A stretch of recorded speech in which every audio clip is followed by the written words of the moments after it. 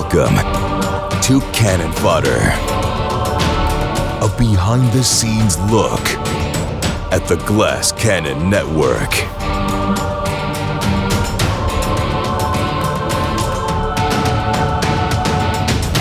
Yeah! What is going on, Naish? Happy holidays, and welcome back to Cannon Fodder. I'm your good buddy, Joe O'Brien. I'm drinking out of a gingerbread man's skull. Wow, and that is filled with rum and eggnog, That's a little morning rum. That's how I start my December mornings. Do you drink every single day in December? Every single day in December? No.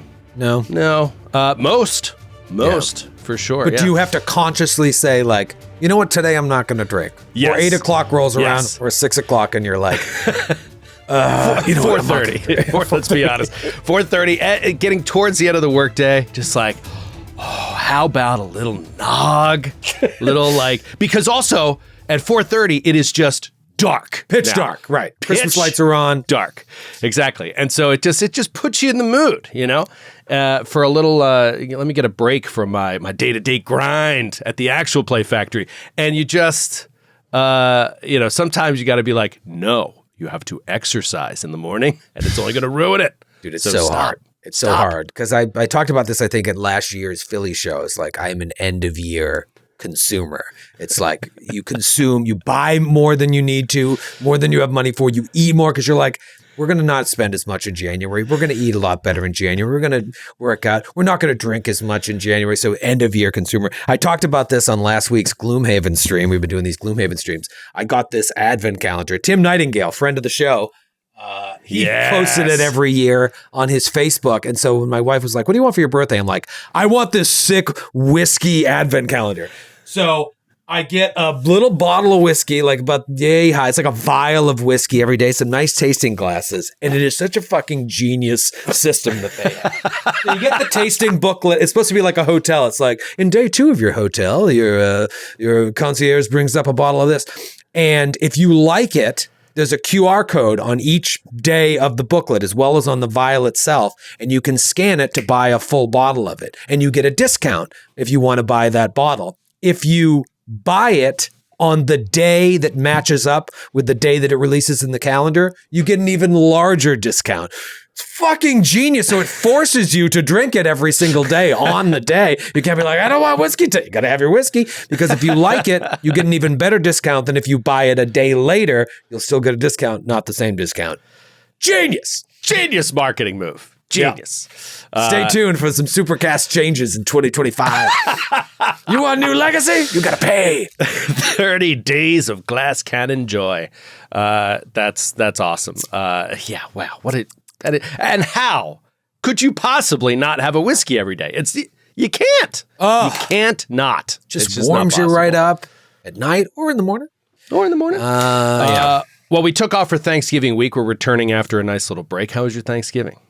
It's great, man. It's great. It's a lot. My wife and I tag team the cooking, and we overdo it like we do everything. My wife's an amazing cook, but I get way into it. I do the turkey. I do my family's old stuffing recipe. I make this sick Pioneer Woman chocolate marshmallow pumpkin pie that everyone goes crazy for. And then we just fucking eat Thanksgiving 3 times a day for 5 days straight. And I never get sick of it until it's gone. And I feel horrible. I'm like, great, can't wait to look like a fucking pig at the Philly show as I just ate 5,000 calories before breakfast.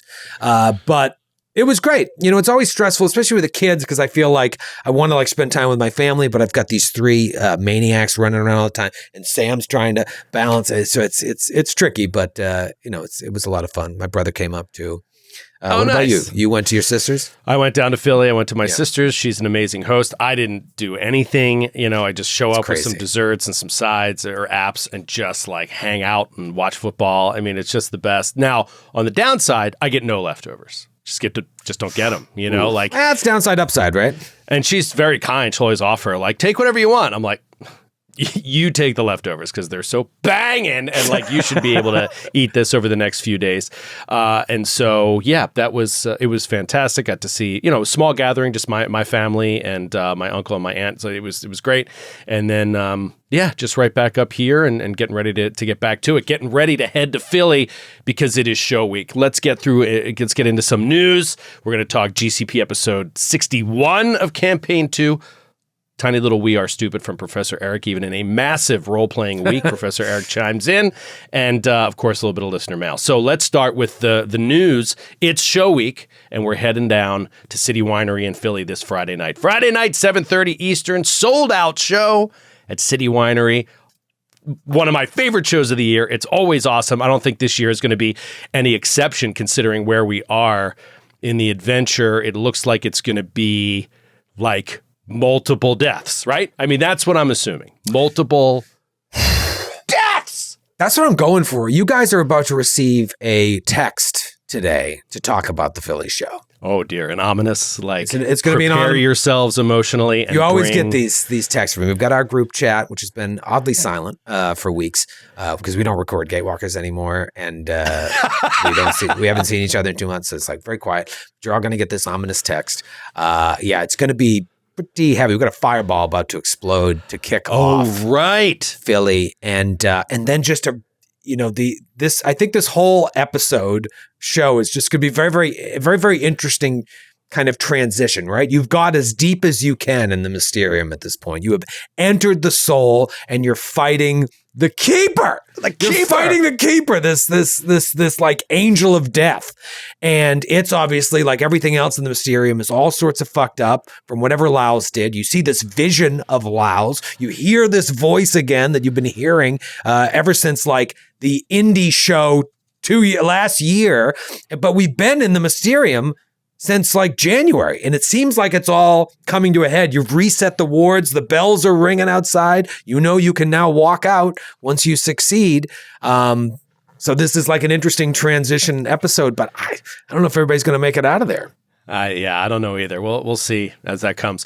It also lines up every year with PAX Unplugged, one of my favorite cons of the year. Yeah. We'll be popping by there. We don't have a presence at the con this year from a business standpoint, but we'll try to be walking the floor a little bit on Friday morning and hopefully a little bit on Saturday. Hopefully we'll run into you there. If you're talking to me or you're talking to the Naish? No, the Naish. Hopefully we'll run into each other.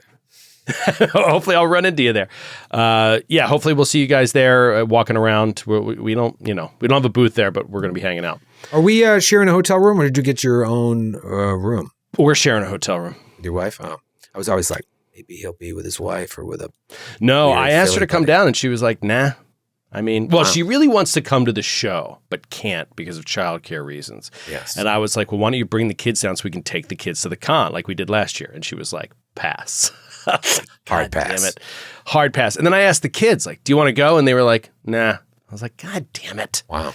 So we'll see. We'll try again next year. I think that, like, you just got to get a little bit older to get super into it. I don't know. We'll see. Maybe I'm just bad at passing on the love of the hobby. We're staying at a different hotel that we've stayed at for like the last 6 years. And why? Well, because the other one, the prices got jacked up. And it's a fucking great hotel. And I'm hoping that unlike the one that we normally stay in, it has the Hallmark network. I had to watch it on my iPad like a weirdo. You're just going to lay in the room watching Hallmark movies? That's what I normally do during the Philly show. I go to the market. I stop at the con. Go to Reading Terminal Market. I watch. Oh, we got to go to Reading Terminal, get a cheesesteak again. As I drive out, I always drive to Pat's and grab steaks to bring home. Yeah. I do it because they're open 24 hours, I think. So I'll show up at 9 a.m, grab a couple cheesesteaks, drive them a couple hours home. It's Dash's birthday on Saturday, so I got to get the fuck out of there. But I'm excited. Happy birthday. Man. Here's a 4-pound cheesesteak. Here's a cheesesteak. He'd be like, I don't want it. I don't want it. I don't eat anything you make for me. Philly show's been sold out, dude, for months. months. Crazy. We should have. Next year we're going to do 2. Great Nation, the Philly and area, and that that encompasses all of New Jersey and Delaware and probably even down to DC. People are coming up, so I'm very psyched for that show. It's a great crowd, and and it's Christmas, so that's going to be awesome too.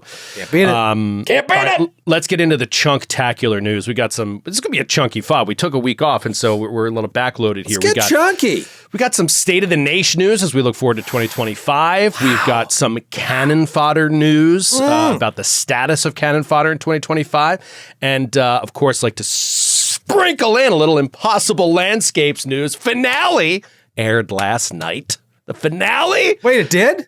Of Impossible Landscapes aired last night, but I can't say anything. Wait, it did? I didn't even know it aired last night. It aired last night. And because we're recording this, it hasn't aired. Before it aired, yes. I was like, wow, how did I miss that? I said, how did it happen? You're good at this. I can't believe you can't wrap your head around this magic of recording a couple days in every advance. Day of Christmas. You like my googly eye? Every day of Christmas is just, it all matches together. I got the Polar Express tonight. My head's in the clouds. You got the Polar Express tonight? Yeah, dude. Oh, that's amazing. We got the tree last night. We're talking Polar about doing Express it next tonight. year. We're talking about Polar Express next year. You got to do it, man. Whippany, New Jersy. It's closer to you than it is our me. House. Yeah, we have to drive like 2 hours in traffic. Yeah. But dude, it's the fucking best. I'll let you know because we have to buy the tickets in July. Yeah, I know it's like way in advance. All right. Anyway, let's get to the news. Talk to me about State of the Nation. This is something you've been kicking around, something you've been thinking about as we look forward to 2025, content schedules, content plans. We always kind of change things at the start of the new calendar year. Yeah. What are you thinking about State of the Nation? You're going to talk to the people, Troy. Yeah, I wanted to do it last year, and then just based on a bunch of different reasons, we couldn't do it. And then I think I didn't do it till January, maybe even February, March. I can't remember. But I feel like going into the new year, there's just a lot of stuff going on. I mean, one major thing that like really needs to be announced before the holidays. But like, as you and I have been talking in our meetings, we're like, well, there's just a lot of stuff to talk about. And, we could always do it on fodder, but the State of the Nation always draws a nice big crowd. Why not have an end of the year State of the Nation year in review, but also looking ahead to what looks like a pretty fucking exciting 2025 with a lot of fun changes and evolutions, I think. So we're thinking about 2 weeks, like the week before Christmas, maybe Wednesday the 18th. So stay tuned to social media, or maybe by next week's fodder we'll be able to announce an exact date. I should be able to lock myself in by then. I want to jazz it up. I want to make sure I have some slides and shit, some animated graphics, some animated gifs, gifs, whatever. So, anyways, that's GIF debate on State of the Nation. I feel like we got to do a little Christmas State of the Nation, state of the Christmas Nation. Love it. Part of the news of that, not to. Hopefully, there's a little bit more information at the time. State of the Nation spoilers coming up. Yeah, State of the Nation spoilers coming up. Very light spoiler, and that's Cannon Fodder related. So let's talk about Cannon Fodder. Cannon Fodder is a show that has gone through so many evolutions. So many evolutions over the years, dating back to its first airing as a companion to episode 55 of Giant Slayer. 326 episodes of Giant Slayer. It was episode 55 that Cannon Fodder was first born as a companion to that campaign. It has since gone on a hiatus, come off hiatus, been live, been not live, had guests every week, not had guests every week, been video, been audio only. It's been in every sort of evolution rendition, and there's going to be some new versions, I could say, of fodder next year. So essentially what you need to know right now, if you love Cannon Fodder, you like listening to it on the GCP feed every week, that is going to change next year. And next week is really going to be kind of the last episode of fodder in this exact, I don't want to say in this exact format because you and I are definitely getting together and talking about stuff, but like just the weekly FOD in this format is going to change. And the way it's going to change is not it's going to become a different show. It's going to we've been working on a plan to disseminate its central elements into different ways of engaging more with the Naish. Right now, we just kind of engage through listener mail, excuse me, and it's just not quite enough for me. So we're coming up and developing some ideas for how we can get you guys more involved as part of what would be kind of Cannon Fodder, but then also disseminating this information to more people and in a different way. Part of it's going to be within Gatewalkers itself. Part of it will be through Discord and through social media and stuff like that. So you guys will see and recognize its pieces. But the weekly show that you hear now, next week's going to be the last ep for a little maybe forever. Hiatus, maybe forever, but we don't really know. Cannon Fodder always finds its way back from the ashes. Right, exactly. Certainly under the name Cannon Fodder, you're not going to see that in January. We can say that safely and for sure. Yeah. So as it develops, we'll keep you posted. Troy, stay tuned to the State of the Naish for Troy to maybe have some more details about new and upcoming shows, programs, what have you, that we're going to be rolling out as Cannon Fodder sort of disseminates into other things on the network. And then last piece of news. Disseminates isn't the right word. Disseminates? Yeah. What's the right word? What's the word? It sounds like disseminate. Disintegrates? Disintegrates into something else.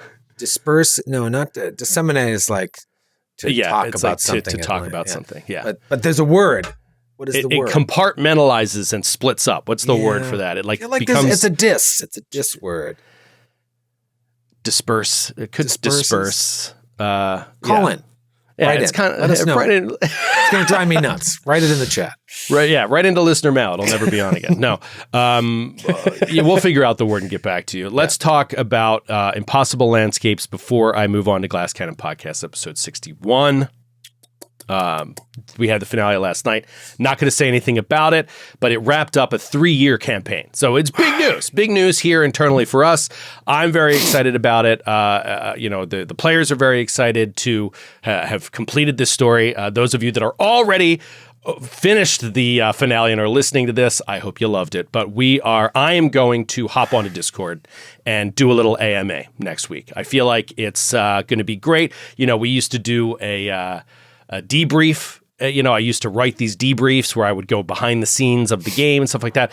And I stopped doing that for various reasons, a lot of which is like on this long form campaign, I couldn't put out a lot of behind the scenes stuff and changes that were being made because the players were still in the midst of that story, that investigation. Well, now that story is over and I can feel free to lay out any questions you have and walk all through it. Hopefully going to have some fun guests. This is going to be next Monday, December 9th at 7 p.m. Eastern on Discord. So this is going to be a Discord AMA. It's not going to be streamed live on Twitch or anything like that. You're going to have to be, you're going to have a basic Naish membership to hang out and be part of the AMA. We're going to set up a Discord stage. You're going to be able to send in your questions, maybe even come up on stage, talk about the campaign, questions you might have. And hopefully we get some players there to chime in as well. But I will definitely be there. 7 p.m. Eastern time, Monday, December 9th, a Impossible Landscapes finale AMA on Discord. Please be there and hang out and let's have a great time. One more little tidbit to put on a save the date. I'll talk about it again next week in Cannon Fodder. People have also been asking about the Blood of the Wild Christmas Party. The Blood of the Wild Christmas Party returns this year, and that is going to be on Friday, December 20th. Yeah, Friday, December 20th, 8 p.m. Eastern, live on Twitch. So save the date for that. We'll have more info on that next week, possibly. Whew. Okay. It's a lot. We got a lot going on.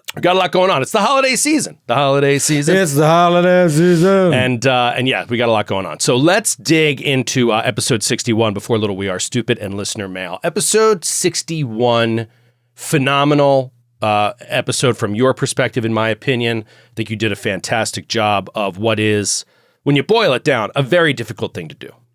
Episode 61 represents the true start. Episode 61 represents the true start of a campaign, essentially, right? Like, of this part of the campaign, of a chapter. But it's done in such a way that, like, the way this book started was not the traditional starting of a book. You're harried, you're in combat. All you're doing as a GM is stat blocks and trying to figure out how to, navigate Matthew's insane decision-making.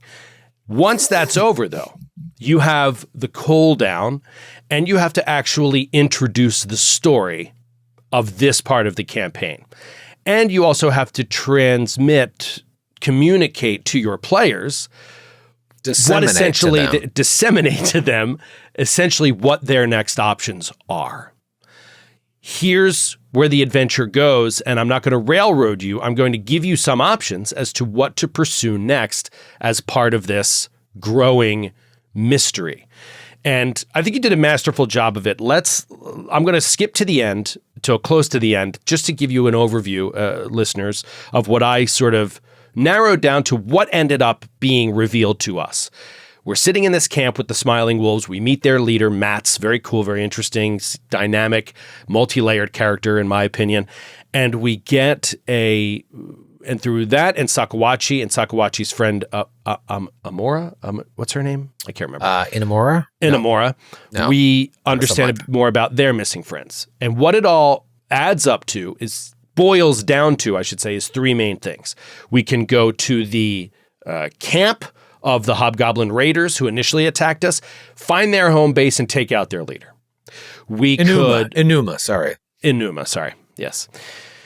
Go to that Hobgoblin Raider camp and take out their leader. We could investigate some people that were seen in the marketplace in Skywatch that are unidentified. They were seen by some Smiling Wolves from afar. The Smiling Wolves did not engage because they were nervous. And they were speaking to someone that was wearing the same type of clothes as Sakawachi and Enuma. So they think like if your friend may have made friends, but we were outnumbered, we didn't go there.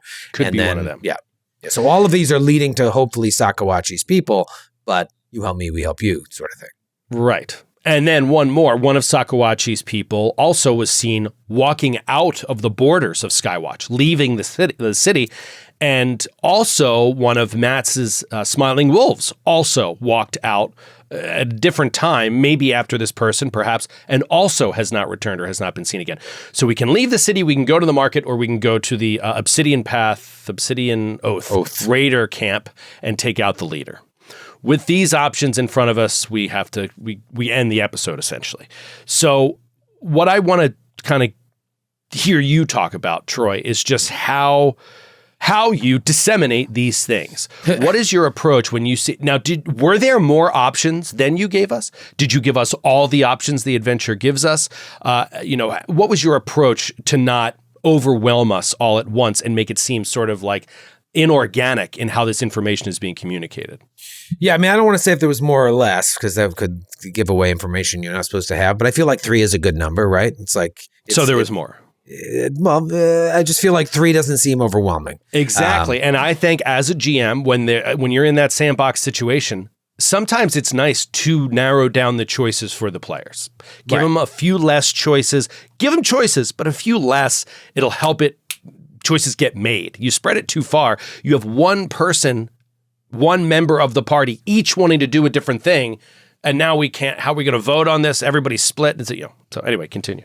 Yeah, this is not my favorite stuff to it's hard. Prep. I really, it dogs me. I don't like doing it. I procrastinate doing it because it's so open-ended. Prepping a dungeon, it's so, even if they're non-linear, you know what's going to happen in each room. You know what I mean? If they're non-social encounters, you kind of got to learn the monster, you got to learn the hazard, you got to understand the shape of the room, maybe come up with a game plan. You prep that. It's pretty black and white. But prepping these things where there's like an NPC camp, and you've got these other NPCs brutal. That you're with, and you're trying to find other NPCs. I got to play all these fucking characters. Like this is right up Skid's alley. I mean, he loves this. He's got a new voice for every single one of them.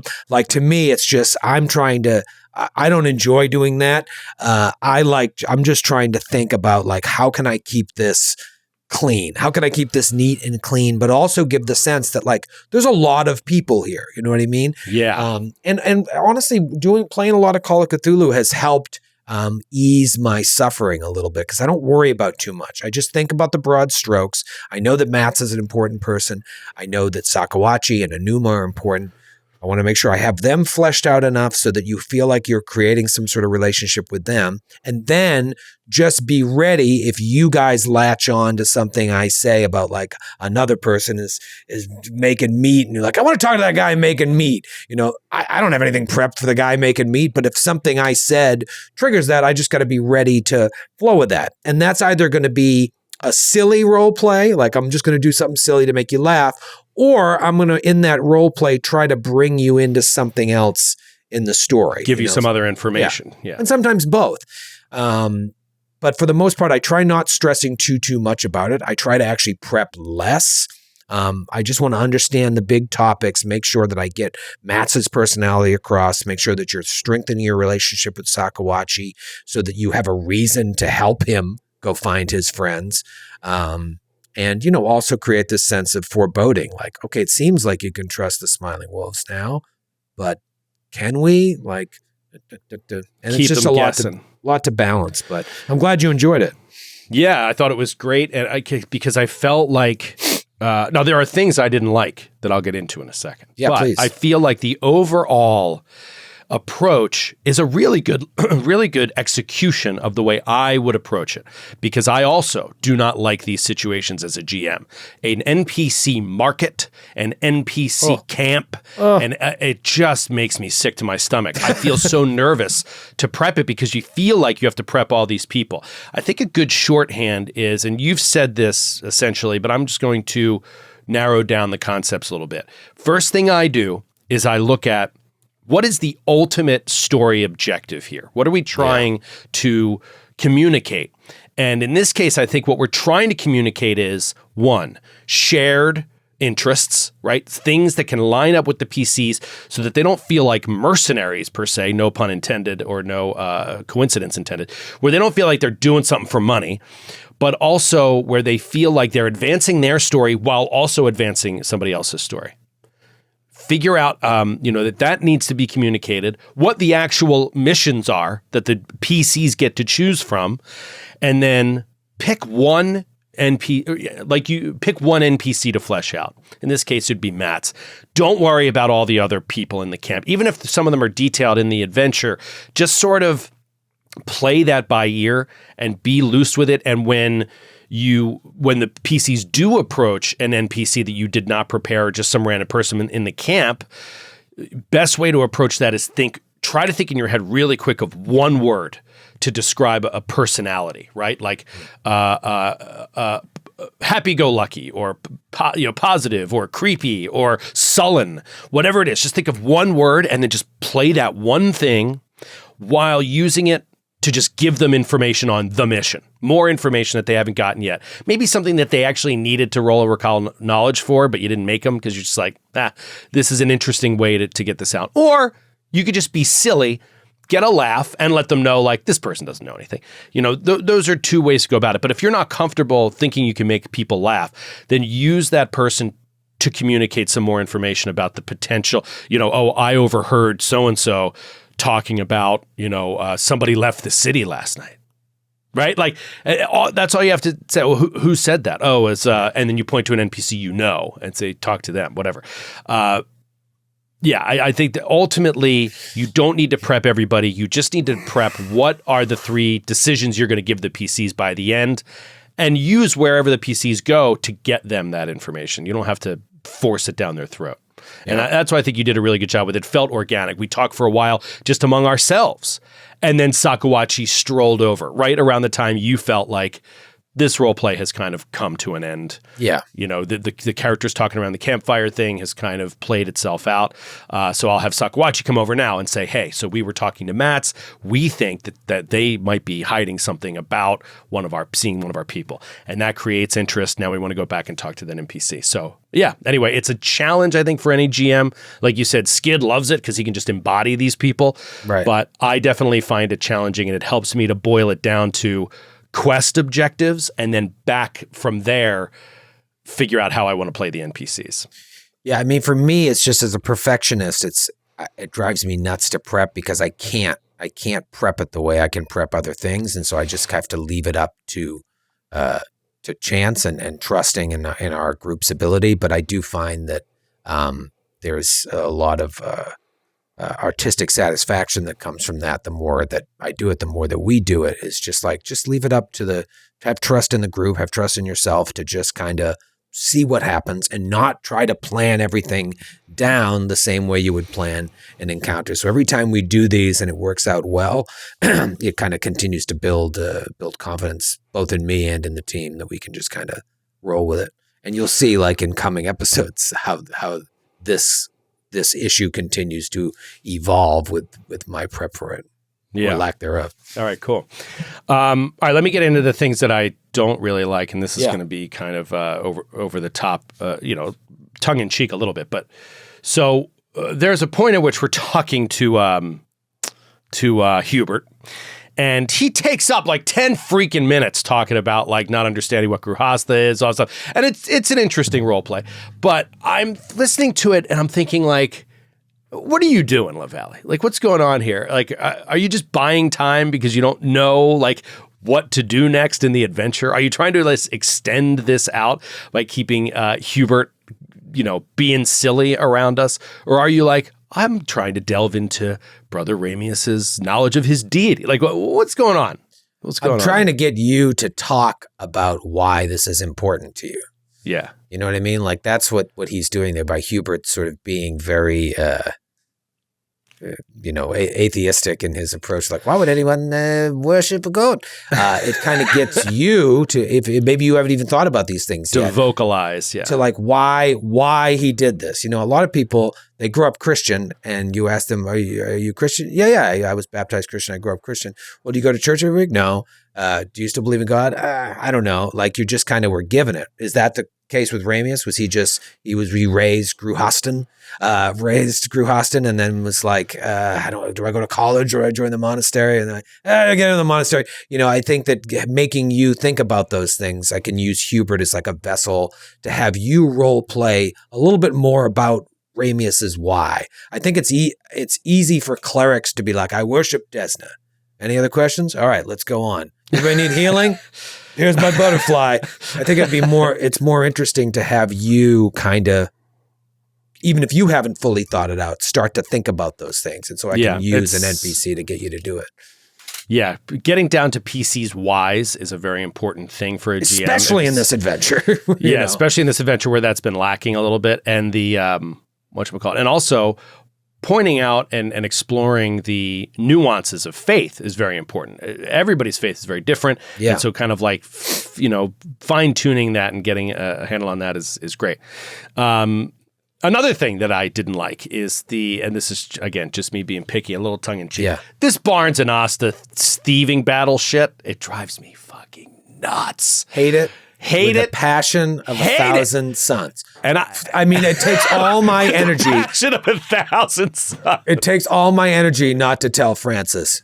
Cut all of it. I fucking hate it. I don't like it. It's dumb. Now, I don't know who out there likes it. There might be some people that think it's 70% of people that listen to this love it. Other people are you and I. But I mean, I don't know. I'm biting my fucking tongue.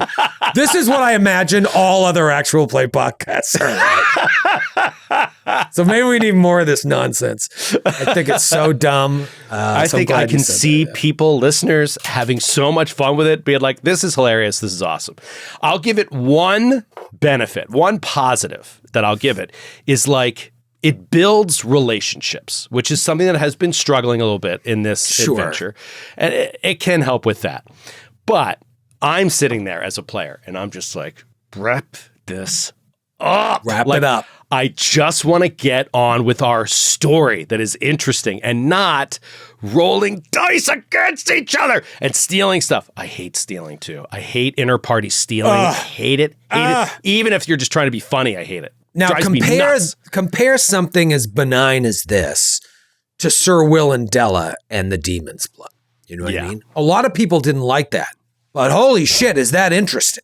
Yeah. You know what I mean? Like that, to me, look for those moments. Now, if this silly game evolves into something else, great.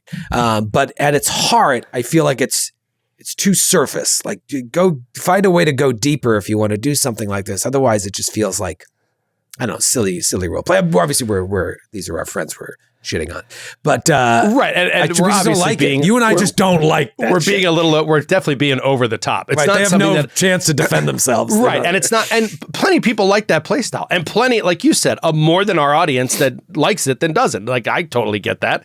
People find it fun and funny.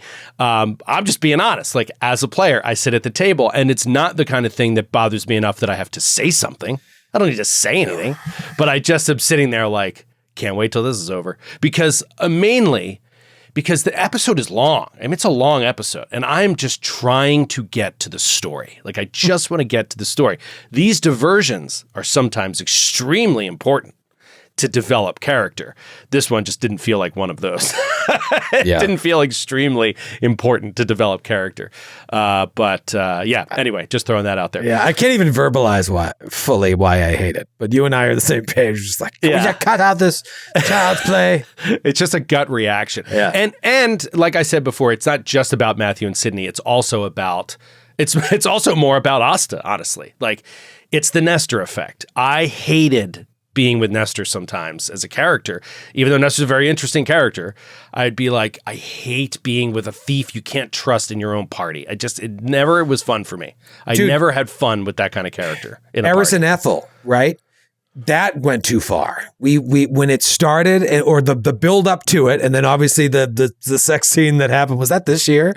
Like, huge. Afterwards, huge. It was amazing. And then we took it too far. You know, it kept going too long without any evolution. Do you know what I mean? It was just, it's continued without, it has to evolve. It has to change. Otherwise you just kind of, you're starting something and it has to go somewhere. So maybe they'll take it somewhere. Maybe they'll evolve it. But like start bigger, and then you've got a bigger swing. And if this is the kind of thing that builds a Barnes and Asta friendship, like over a long period, that makes them tied together emotionally, that's good. That's great. But yeah, for me, it's just a combination of two things I don't like: silliness that diverts the story for too long without a point, and inter-party stealing. I fucking hate stealing potions from people in camp while they're sleeping. Or like, oh, we just got a treasure haul, and like, I don't tell the party what the treasure is. Oh, stop it. Stop it. Stop doing that. Don't ever do that in your games. Don't ever do that in your games. All right, let's see what Professor Eric thinks as we get to a little We Are Stupid. We are stupid. Thanks, good buddy Nick. Professor Eric, right off the bat, says he hates the Barnes and Asta thieving. No, that's not true. Professor Eric, always being the professor, tends to take a nice kind of objective stance and weigh the options, but does point out that this is dangerous. Any sort of party that sort of gets into inter-party conflict. Oh, he actually did talk about it? He did talk about it. He said, I know you've had successes with these stories in the past, aka Nestor. I felt this one was completely safe and was fun, but it's still beyond a simple bet over a rune. Of course, if Asta was to steal, for example, Barnes' mirror right before, like they went into a fight trying to be funny, that could be disastrous. Yeah. Right? He says, I'm curious if you all think it would just be a fun topic to riff on. What allows it to work without destroying the party or derailing the AP? I think we just did that. We kind of just had that conversation, showing you what we like and don't like about it, where its potential lies, where its potential faults lie. It can go a lot of different ways. But yeah, Professor Eric definitely pointed it out as like, this is something gaming tables deal with, right? Like there's a thief in the party, or there's some inter-party conflict that does not seem personal between the players. It really does seem genuinely like they're playing their characters and they feel like there might be some conflict here to explore. That's fine, but you got to be very, very careful, because at the end of the day, you are playing a cooperative tactical strategy game. And you don't want to really upset people by getting their character killed while you're goofing around. So just something to think about. And then the last point on We Are Stupid is rituals, which we brought up in this episode. Did not do a ritual, but we started the conversation with Asta having this lucky coin ritual. I believe it's called Lucky Month. And asking if Brother Ramius could become the primary caster in this thing. So a couple things to point out before we get to listener mail on rituals, should this come up in the future. it sounds to Professor Eric, he says, it sounds like Asta is being allowed to already know it and to teach Ramius / Ramius can refer to his books. That sounds great to me and all seems within the rules. He says secondary casters are required for these things and not optional. Success on secondary casters is a no op. What am I missing? Success on secondary casters is a no op. I don't know what that means. Not a bonus? No. Remember, this is important. Remember that multiple critical successes don't stack. Multiple failures don't stack. A critical success can partially cancel out a failure. And then he says, in general, rituals that require multiple secondary casters are more likely than not to lead to a penalty on the primary check than lead to a bonus. That makes sense because a failure is a penalty and a critical failure is a big penalty. Yeah. A success is no change, which I guess he means by no op. And then a critical success is the only way you get a benefit or a bonus. This is interesting, though. The DCs. Usually, rituals leave DC off their write-up. The general rules for rituals outline the primary check is usually a very hard check for a level DC to double the spell rank. So, Lucky Month is a level 2 ritual. You use a level 4 DC, 19, plus the very hard adjustment, which makes it a 24 DC. The secondary checks are a normal DC for the same level, so the secondary checks are DC 19. So this is all being done after the next episode where we will dig into this a little bit and we will not get this part quite right. Everything else is pretty much dead on, but we will not get quite right the very hard adjustment to the DC, which I went back and looked at the player core, and that is correct. It says, as part of rituals, just in general, it says, generally, they're very hard upgrade to the DC for the level that they are. So that makes sense. Anyway, if you hear it and you hear us not get that right, we know it now, but we didn't at the time of recording.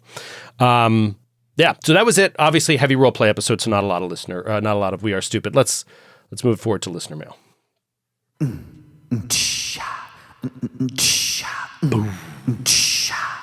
It's time for listener mail.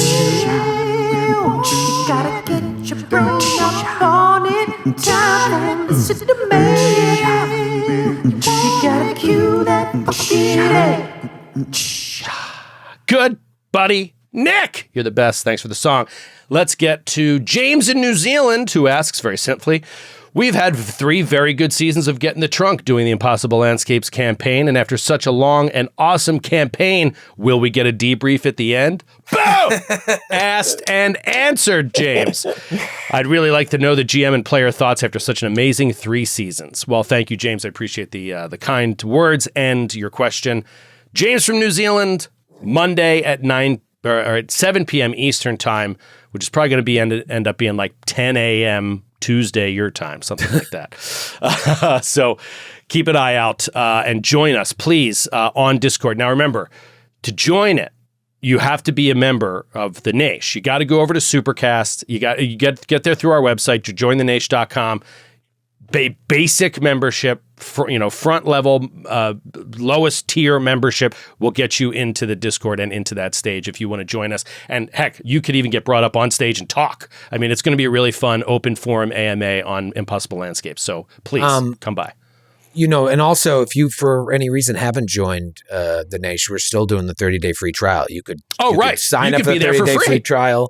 With the code GCN30, you can sign up for that membership, listen, and then cancel if you don't want to listen. Although that'd be kind of foolish because we have so much content. But check it out. Yeah, that's true. I mean, so many of the listeners of Get in the Trunk are already Naish Basic members. That's what you get at that tier. You get this podcast. But perhaps you watch on YouTube and you're not a member of the Naish yet, that's fine. You can get this 30-day free trial and join the AMA. That also means for those of you that are like a little bit behind and are on the Discord already and everything, get caught up. You've got, 6 days now, 5 days to get caught up and finish so that you're not spoiled and you can come and hang out at the AMA Monday, December 9th, 7 p.m. Eastern. Now, why'd you do it at 7 a.m.? Just because you're mad at your wife and you want to punish her by making her put the kids to bed herself? 7 p.m. Eastern. I'm not sure if you... are you not aware of like how amazing we are at bedtime? Like you guys are really good at bedtime. We crushed it. We crushed it when they were babies. Yeah. And we now they go brush their teeth, they go lay down, they turn their light off 30 minutes later after reading, and we never go up there again. It's amazing. It's a bedtime is a zoo, man. It's three maniacs. And they all want to stay up as long as humanly possible. And they all have their own separate bedtime ritual. That's why no one has ever put our children to sleep besides us for the past It's a 6+ dangerous years. thing to get into, to like, I know. to be beholden to these rituals that are not comfortable for you. It's like, Dude, my wife and I's our 9th anniversary, wedding anniversary is next week. And we want to go out on a date. So her folks are going to be in town. We're going to wait till her dad's here, and we'll put the kids to bed, and then we'll leave at 8:30 to drive an hour somewhere. Because we can't. It's just the kids won't. They're used to us. yeah. We'll take that Band-Aid off, but must be nice. Must be It nice. is. I mean, I don't know. It Hey, might look, prevent we've me. we've got our host of issues, but one thing that we've always done well around here is bedtime. Bedtime has always been one of our strong suits. So yeah, it's actually, I want to start it earlier so that I don't feel like I have to end it at a certain time. If it's going and fun and everybody's still engaged, I want it to be able to go late. So I wanted to start it early. Also, I know there's a lot of listeners like James in New Zealand. I know there's a lot of international listeners too. 7 p.m. is still very late in Europe, but like at least it gives them a chance if they want to tune in at midnight, hang out for a little bit. But I didn't want to start it at, 2 a.m. Europe time. So yeah, started it a little earlier. Well, maybe I'll pop by late and immediately ruin the mood. that would be very Roger of you. That would But be it would get a good laugh. It would get a good laugh.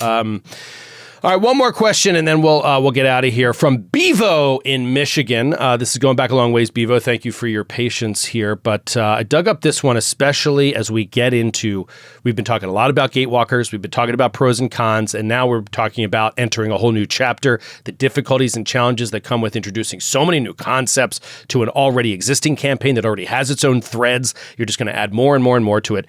Bevo from Michigan says, I've heard Troy talk before about having ADD. What sort of advice can he give for staying on task and getting through a long campaign book as a GM? What are the things you do to stay interested in your own campaigns over long periods of time? First of all, I don't have ADD. I might, but I think you have some level of it. Probably, I think we all do. Yeah, I certainly do. But yeah, no, I if I've said that, it was tongue in cheek because there are people that like legit suffer from ADD, and I'm right. not You one of shouldn't them. put yourself in that. Yeah, me neither. I wouldn't put myself in that category. But how do I organize? I really don't, and it might be just because we have so much going on.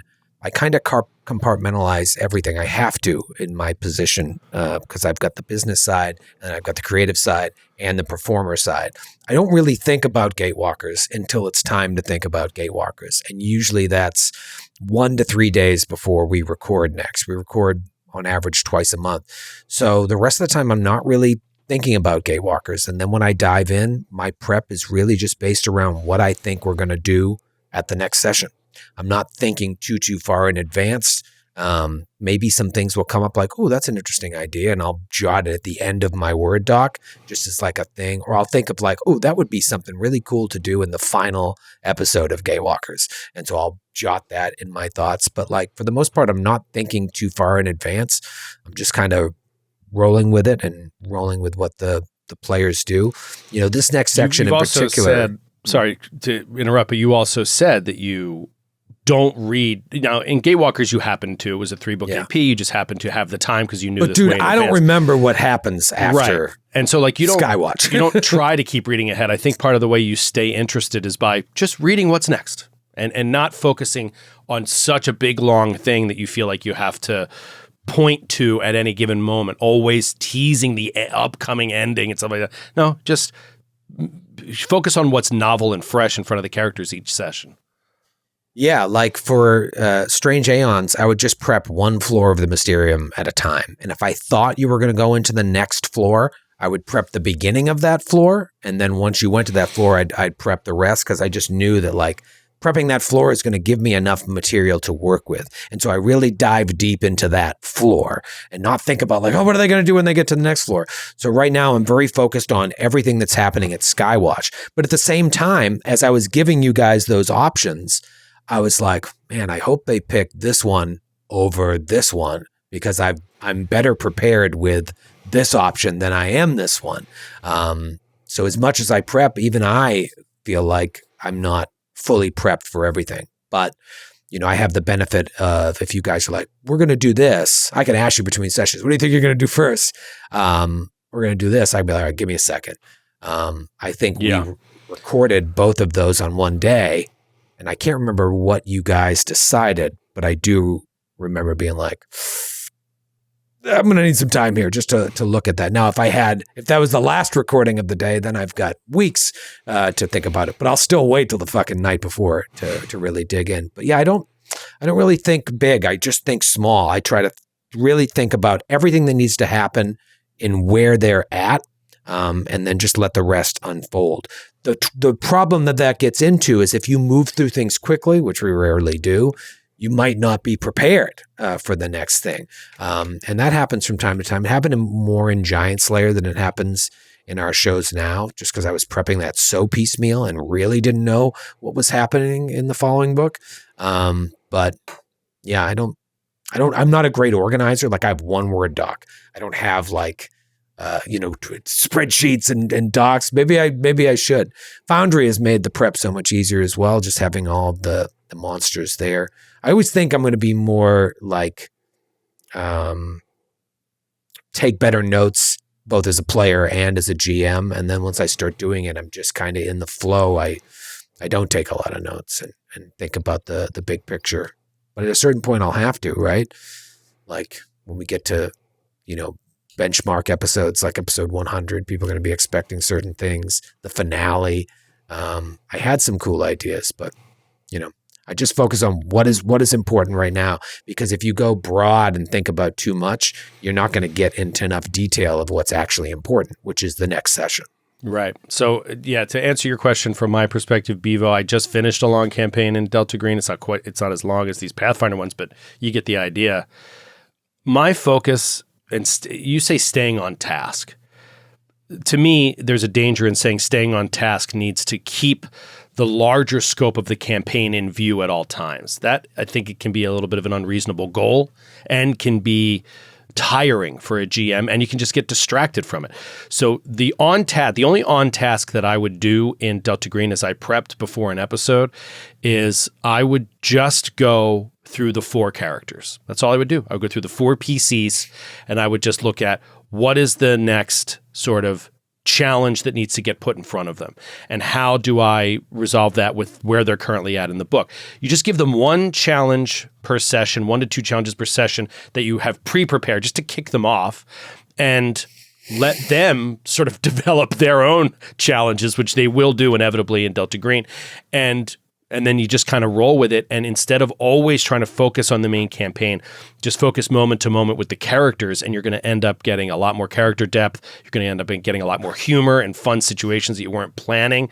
And eventually, you'll work your way to the end. I guess the whole point is like, don't have an end in mind too soon. You really, even as we got to the end of Impossible Landscapes, everything that I was doing was just, what's the next challenge in front of the character that they have to make a choice between this or between this? Give them 2 clear, hard choices that isn't just like a very easy, like, oh, do I want to live or do I want to die, right? Like, give them tough choices and force them to make it.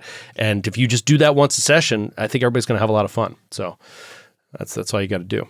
And that's going to wrap it up.